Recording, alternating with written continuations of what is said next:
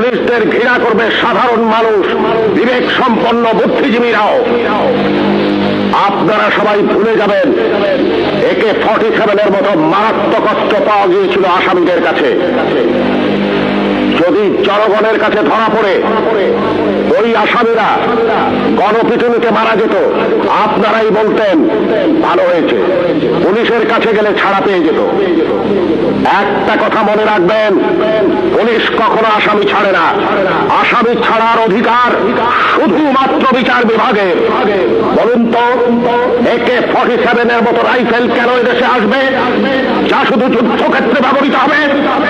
কেন AK-47 বাংলাদেশে আসছে? কিসের আলামত? 9 শুটার বন্দুক কেন টিসিবির মাধ্যমে হাজার হাজার বন্দুক সাধারণ মানুষের হাতে তুলে দেওয়া হচ্ছে? কেন? কে জবাব দেবে? এই 9 শুটার বন্দুক দিয়ে কি হচ্ছে? হচ্ছে চাঁদাবাজি, হচ্ছে খুন, হচ্ছে সন্ত্রাস। কে বন্ধ করবে এই সন্ত্রাস?